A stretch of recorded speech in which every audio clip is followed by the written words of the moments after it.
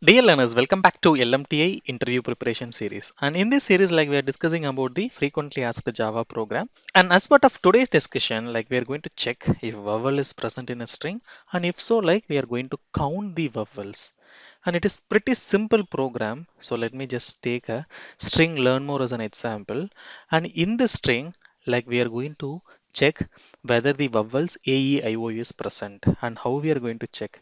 So just we are going to read each and every character at the index level, and with the help of the condition, we are going to compare with the AEIOU, and we are going to count the vowel. Let me explain how to convert this concept into an programmatical way. Let me open my IntelliJ, in which I'm going to add a new class file.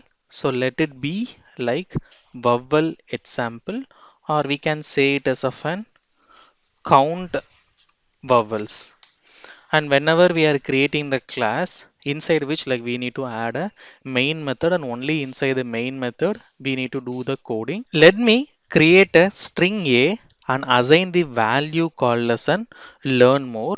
And now in the string we are going to check for the vowels, and post that we are going to count the number of vowels. Whenever we store something in a string, we can retrieve each and every value at the character level. How we are going to achieve in the sense, there is an another inbuilt method which is available in Java, so which we call it as an caret. So when I say a dot caret of 0, it will return the value called as an L.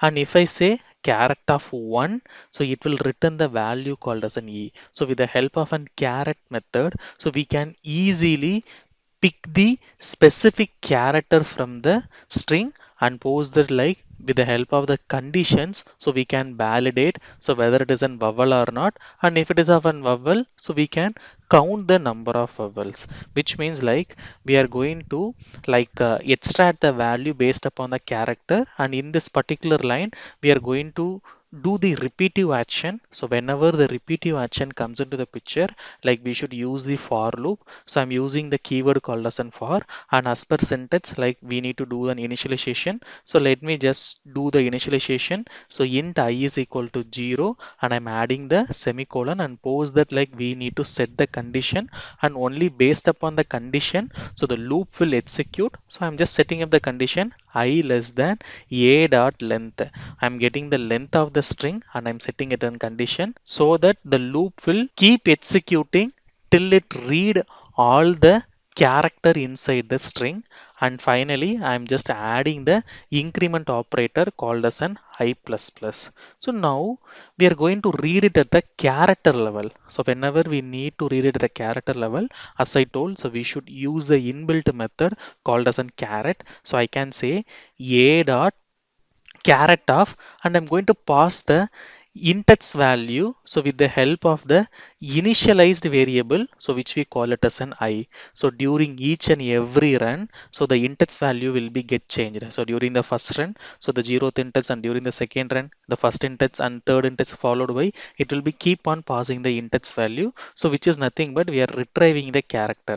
So as we are retrieving the character, I am storing this respective output in a data type called as an character, and I'm giving the variable name as C. So always variable holds the value, and inside the C variable, so the retrieved character will be stored. So which is nothing but whatever the character which we are extracting from the string will be get stored. And post extraction, we are going to check the character, so whether it is equal to any of the vowels. And how we are going to achieve in the sense, with the help of the condition, I can say I'm creating the if block, and in which I'm just going to check whether C is equal to A. So as it is of an character, so we should mention inside the single quotes. Now pose that either the C can be equal to E as well. So whenever we are going to check for a multiple condition, we may use the and or logic. So when we say and logic, so it will work. So whenever all the input is true, so whenever the provided input is true, so it will print the output. So whereas or in the sense, like if any one of the input is true, then it will provide us an output. And how we are going to use this and or in the program in the sense, so generally we will be representing the and with ampersand, double ampersand. So whereas or will be represented in the pipe symbol. So now here, so it is not mandatory, like the C should satisfy all the conditions. So it can satisfy any one of the condition. So if it satisfy any one of the condition, it indicates like it is an vowel. So I'm just adding the or operator and I'm going to check so whether C is equal to A, and then I'm going to check either it can be equal to E or it can be equal to I. So likewise, whatever the condition we need, so I'm just setting up the condition with the help of the operator called as an OR. So now, like let me add the final condition, like whether C is equal to U, and I'm creating the if block. So whenever any one of the condition is satisfied, so like if any one of the provided condition is satisfied, it will step inside the for block and post that like, so we can add a sysout statement, so stating that the vowel is present. Or else what we can do, we can set up one boolean value outside the loop. So let the boolean, like let me give the variable name as a flag as a false. Okay, so initially the false indicates like the vowel is not present, and if the condition is satisfied, so here we are changing the boolean value to true. Okay, and we are trying to print the boolean condition outside the loop. So whenever like the boolean returns true, it indicates the vowel is present, and if the boolean is false, it indicates no vowel is present. Because like, so whenever it is step into the particular if block, so the boolean value will be get changed. So now if I try to run this program, so now what happened, so it will print the output as true, because like it has a boolean value. The learn more has multiple boolean value. Or else like for easy understanding, what you can do, so you can add the debug points as usual.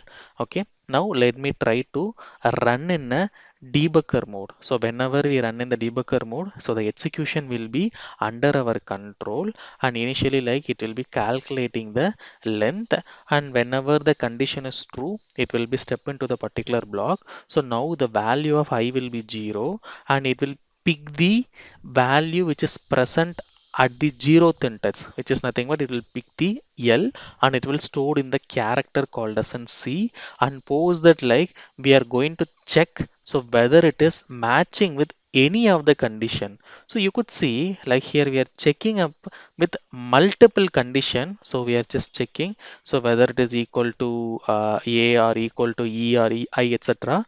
So it doesn't satisfy any of the condition. So whenever it doesn't satisfy any of the condition, it won't step in inside the loop. So now if I resume the program, again the increment operator will increase the value of I to 1. So now you could see it will retrieve the value which is present at the first index, and the E is present in the vowels. So now if I step in here, it will check for the condition, and you could see it is matching with one of the condition. So as per our logic, if any one of the condition is true, it will step into the if block. So now the control will be switching to the if block, as we have not added the uh, breakpoint in the line number 17, so we could not able to see, but you could see. So now the boolean value has been changed to true. So now the loop will keep on executing so till it satisfy the length of the string, and it will compare each and everything. So whenever it is satisfied, so it will update the boolean value to true. And in case if we need to count the number of vowels present inside the string, then what we can do, like here we can set another dummy variable. So let's say let it be of an count, and initially I'm just assigning the value as 0. So whenever it is step into the if block, whenever the control switch into the if block, technically it indicates so the boolean is present. Whenever it switch into the if block, it indicates the vowel is present, and pose that like we can count the vowel. And how I'm going to count the vowel in the sense with the help of the increment operator. So I'm just mentioning it as like count plus plus. So whenever I say count plus plus, initially the value of count is 0 during first time, right? So when I check for the L, so it won't step into the if block. But when I check for the E, it will step into the if block, and the increment operator will increase the value of count by 1, and instead of 0 the 1 will be stored. And during the next run, so it will pick the A, and A is a part of an vowel, so again the increment operator will increase the value by 1. So the increment operator will execute so whenever it is stepping into the if block, and pose that like we can count the number of vowels which is present inside the particular string. So now I can just print one more sysout statement, and I can pass the variable called as an count, and we will get to know the number of vowels which is present in the system. If I right click and run this particular program, so now you could able to see the output as well. So it will check whether the vowel is present, and along with it, it has count the number of vowels. So totally like we are having three vowels in this particular string. So instead of this string called as a learn more, if I say XYZ, and if I try to run this program, so now what happened? So the flag will be remains false. So the reason is like, so it won't satisfy with any of the condition. So the flag value, the boolean value will be remains unchanged. It will print the output as false, and pose that like as it is not satisfied, so that it won't increment the count value. So initially we have initialized as a 0, so the same value will be remains as it is. Okay, so this is how like we will be checking so whether the array, this is how like we will be checking so whether the vowel is present inside the string or not. It is pretty simple, like we are using the loops concept, and we are using caret function, and pose that like we are checking with the help of the if block. Thanks for watching this video, and keep preparing.